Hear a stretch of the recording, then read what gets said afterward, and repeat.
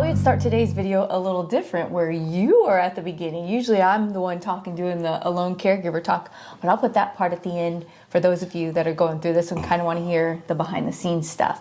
Thought we'd start with Jason today. And I have been struggling to want to make videos because I think it's such a Debbie Downer talking about this, but you're so good about wanting to talk about this with everyone. I love your attitude. Oh boy. You're welcome for coming on first, because I know this is what you've all been waiting for. I already forgot what I was going to say. I was like, said no one ever. Yeah. Well, hello everybody. Thank you for tuning back in for this month's segment of Got Nothing There Either. What's Jason up to? Yeah, that's it. All right, let's talk about the big thing that happened this past month. Jason had surgery. And it wasn't a typical type surgery, it was mouth surgery. If you've ever had a gum graft, you know how unfun those are. All right, we're sitting in the lobby, getting ready to do your gum graft. How you feel? I feel like Ricky Bobby, and I don't know what to do with my hands. I just want to go fast. Thank you. Good luck. I'm not nervous. You've been pinging and antsy the whole way here. Well, the good news is, just like a kid, I've been offered a treat if I do a good job. So we'll see if I can hold it together. Okay. Bye. It was bad. And the worst part, it didn't take. Yeah. So what we've got there is a do-over, because where it was that I needed the surgery or the graft, they carved it down a little bit to make something for the graft to stick to. So now it's more sore than it was. So I'm really looking forward to that. That's been great. That was a lot to deal with. It was Jason tried to okey doke the people at the dental office, and I can talk a little bit more about that later alone. That was frustrating when you communicate with people that you need to be in the room for any type of stuff that gets relayed, the rules of what needs to happen afterwards. And they started doing that without me because he can talk. So they think he's going to remember all that. Oh, I was so frustrated. It's like, wait, no, this is going to go right out the door. But you just sit there and act like you, and then I would ask you and you'd be like, I don't know. Let's talk about... No, I'm not cutting this part out. Go with him. Okay. You have a very jovial attitude today, which I 100% appreciate. Yes. You're kind of a little goofy today, and I will take it. I concur. So, it's been... A couple weeks ago, it was really rough. Jason had increased anxiety, and his psychiatrist increased his anxiety medication, and it didn't go very well. He turned really ugly again, and it made things really difficult. And to quote Jason, and I think this is really difficult when someone you love says this to you, you said to me, I know you're being really nice to me right now, but all I want to do is rip your head off. I don't recall that. This is literally the words that came out of your mouth. And I love that you acknowledged beforehand how nice I was being, but yet I want to rip your head off. And that's where we were at. And so it at the time, I don't even know if you knew what you were going through. And I bet I said it just that kindly too. You actually said it just kind of almost like you were perplexed with how you were acting, because it's just not your typical norm to act like that. Don't know why I feel this way, but... And so then that's when you just back out of the room and we'll see you later. So that part, it's been really hard. I want to sit here and I want to be jovial with you, but at the same time, I think about how hard it's actually been, and I don't want to give people a false impression of that it's been hunky-dory. That's what I was thinking. I definitely didn't want to be hunky-dory. It's definitely what I was thinking. Are you going to be able to do this? Okay, hold on. So St. Patrick's Day is coming up, and I'm thinking about maybe we'll take a poll. What kind of pose while she makes me take another picture Should I do high school senior? I was thinking we do prom pose. I was thinking Caparesque ingenue. Thoughts? Yes, leave those in the comments below on what type of pose I shall make him do for St. Patrick's Day. And that is a reference to the movie Mars Left It Behind. Crap. Shoot. It's a movie quote. Can't think of the movie. Matt Damon? Yeah. In the Mission to Mars? What's it called? I don't know. I'm not the movie guru. I don't know. Anyway. That's what that was from? Yeah. Oh, great. You're going to start talking. You're already talking to me in movie quotes? I'm going to tell you guys right now. Jason talks in movie quotes when he doesn't know what to say. Well, that was kind of blunt and blatantly obvious. Yeah, that's pretty much like how it goes. What about when you keep getting upset because everything you do messes up? Well, let's be completely honest. I have a 100% success rate that anything, everything, and all of it, when I start it, it's never going to finish like it was supposed to. That's, what was the question? Sorry, what'd you say? Forgot. Let me rephrase it, because I feel like, okay, pause. The whole video, pause. Okay. It was about... It's not that. I know what I said, but you are not in the right frame of mind for this video right now. Okay. Am I doing silly stuff? You're just on high goof, and so that means you're uncomfortable with the situation. Okay. I don't want you to be uncomfortable. I'm not uncomfortable. What is it? This is just how real life is. This is where I'm at in the cycle of the not ripping your head off. Now I'm in the...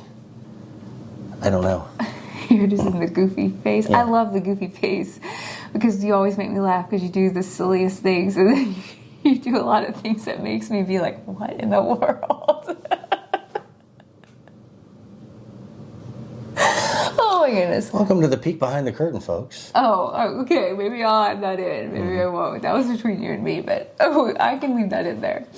Why don't we talk a little bit about something that you've talked about almost in every video because it's a big part of your life that drives you crazy. Let's talk about sleep. What about it? Let's not have it. No need to do it. Except at the wrong times. I cannot sleep between 3 and 4 every morning. And then, I feel like yesterday I slept half the day away. Yeah, you were really tired yesterday. I got up, standard, let's call it lunchtime. Did something, don't remember what I did. Then took a 2-hour nap.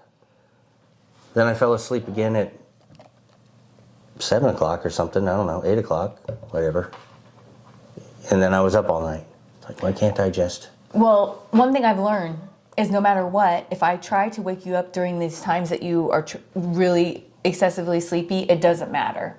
One, it never changes the way you sleep at night. You're still not going to sleep, whether you stayed up or you went to sleep. And two, when you get excessively sleepy like that, you just can't even keep your eyes open. It's just bizarre. Speaking of sleep, I feel like now that I take care of Jason, I am sleeping with one eye open.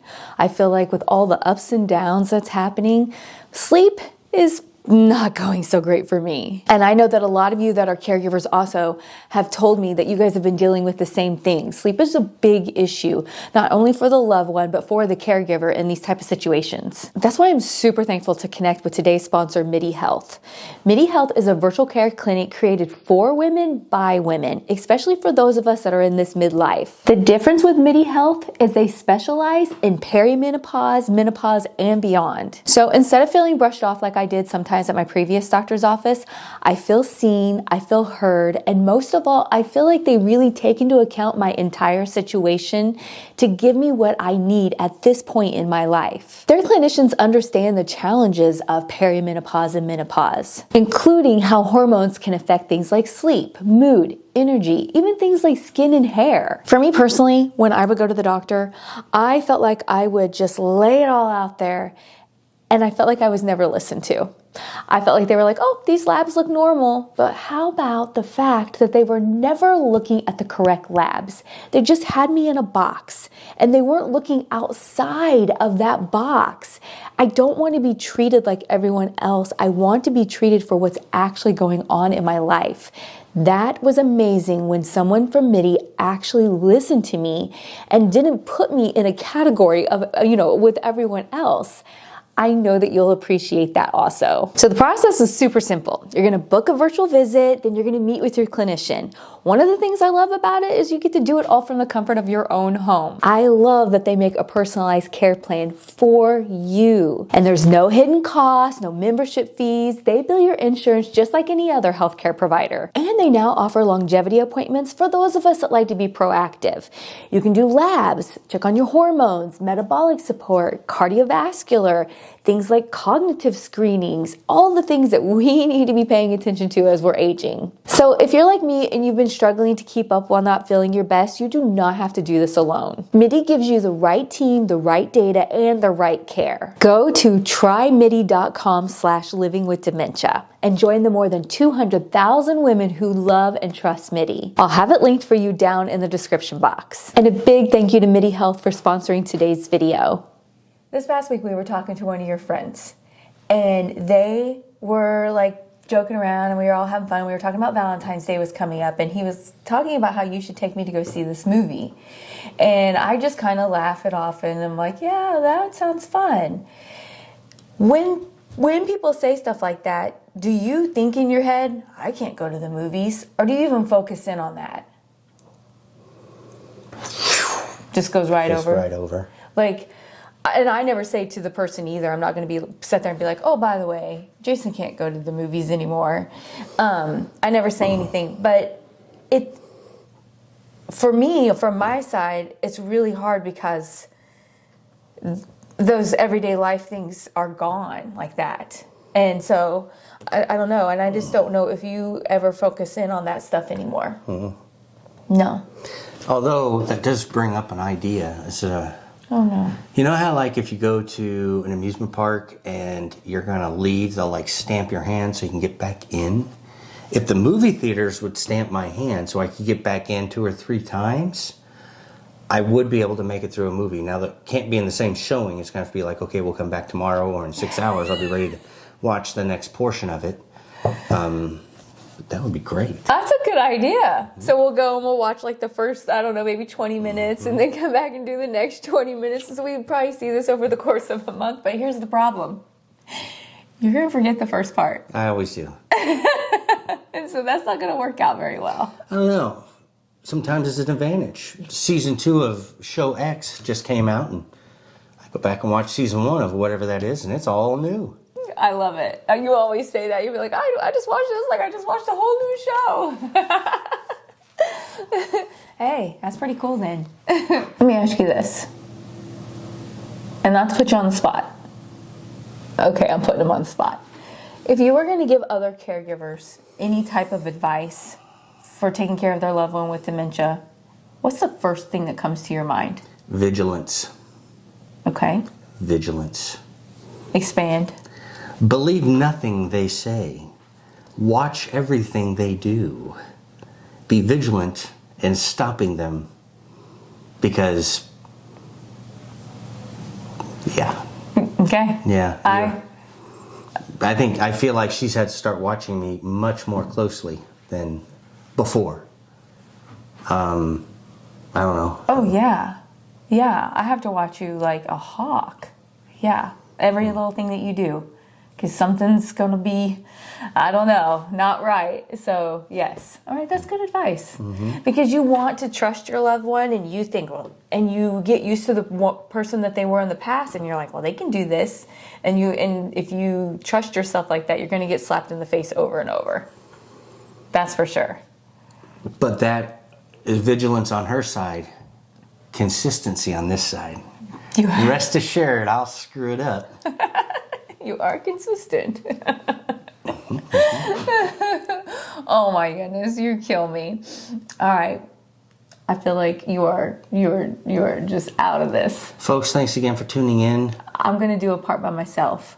Please stay tuned for the other part by herself. That interview makes me feel like I want to cry. Jason's inability to sit and have conversations with us is just really, really going away. And he either is just goofy like that, or doesn't talk at all, or he just has no desire to be around people. And at first I used to feel like it was just me, but now he is doing it to absolutely everyone, even people like Kelsey. And we're going to share more on that in just a moment. But I try not to get embarrassed when he's just getting goofy and silly like that, because I think that's just like he just doesn't know how to act. And so it makes it difficult to go out into public, because sometimes he'll just randomly start talking to people about it's just silly, weird things. And then there's days where it's like he can talk and he can be more like himself, and he isn't just constantly talking in movie quotes. I'm not complaining. I just want people to have an understanding of what things are like. Honestly, the worse that he gets, the more and more I love him. I just love him. I just want to wrap him up in a little cocoon and make sure everything's okay. And so I'm going to keep him safe. I'm going to try and keep him happy. And I want him to feel loved. And I just want to give him every single thing that he needs, even when he doesn't know what he needs. I'm going to figure it out. I don't usually sit around and cry or focus on it. I usually am just doing what I need to do. But today, it just made me so sad, because I'm losing my best friend. Look who popped in. Got Hi. Kelsey here. I was talking. Kelsey's like, what are we talking about? I'm like, wait, you're going to give me context before you hit record. I think it's better to get like a natural reaction. Okay. We were talking, so Dad and I did an update. Uh-huh. He was seriously just nothing but chaos through the entire thing. I'm shocked to hear that. Yes, and was just silly, talking in movie quotes, couldn't focus, had no idea what to even talk about. One of the things that I was trying to relay to everyone, that it's no longer just me. He's struggling to just want to be in a room and talk to anyone. And you got a prime example of that this week. Yeah. Yeah. Yeah, And it sucked. I hated it. so, not to make you sad, I've already been choked up. Yeah. But being his daughter and our daughter, talk a little bit about that. Yeah. Do they know what happened? No. Okay. Well, I guess I could give a little context. They just came over to hang out the other day, and it wasn't for very long. It was, I think you were there maybe 50 minutes total. And just the whole time I felt like Dad was just ready to leave. And I kind of told him, I was like, you're kind of making me feel bad. And I was like, I'm not like a guest. I'm not like somebody you have showtime with. Like, you can just hang out. Like, I was putting my youngest down for a nap, and Dad suddenly was just like, we have to go. And was like literally like inching toward the door. And I was like, can you just hang on a second? Like, I didn't even get to talk to you. Like, I wanted to hang out with you. And it was frustrating. And I told him that as he left, and I don't think it clicked, but I told him anyways, because I was like, hey, what the heck? It never clicks. No. He has no idea. And it's fine. I don't want him to feel bad about his behavior, because he can't help it. But at the same time, it's like, so I made the joke, and I told Kelsey, because like I'll be talking to him, and he'll be like backing out of the room, physically inching away from you, and I'm like, I'm not trying to bombard. I'm not trying to sell you something. I'm just trying to hang out with you like we used to. And he just was like, he couldn't get out of my house fast enough, and it was just like, well, that visit sucked, and then I didn't get to hang out with her either. Yeah, because she has to leave with him. So I'm like, okay. Well, nice to see you, I guess. Exactly. And that's how it's been lately for every single thing. And once he gets that in his head, there's nothing you can say to convince him that he's going to leave. Yeah. When I said it, I actually kind of, the old dad, well, maybe not the old dad, the dad of the last couple of years would have been like, you're right, I'm going to stay. Sorry for being a turd.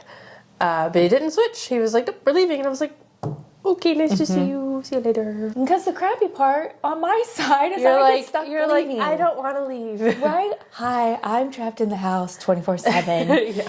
Please. You're like, can we stay 10 more minutes? Can we say please 10 more minutes? Please. That's what it feels like. It's like you're begging to hang out, and I'm like, I'm not a stranger. I'm your kid, and these are your grandkids, and we want to hang out with you. And yeah. Yeah.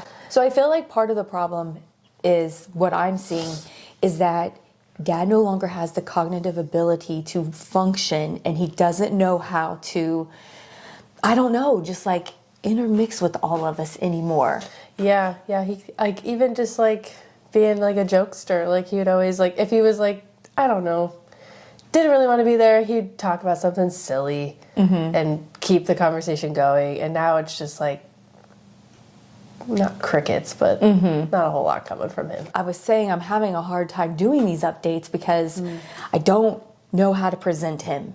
Like, Yeah, because we don't even know I what don't we're even gonna know get. what I'm gonna get when, or I never know what's gonna come out of his mouth, ever. I feel like I'm constantly walking on eggshells. I'm glad Kelsey came over because I just wanted another side to be shown that it's not just me in this house and this is how it is. It's literally like how he is. And he doesn't go many places.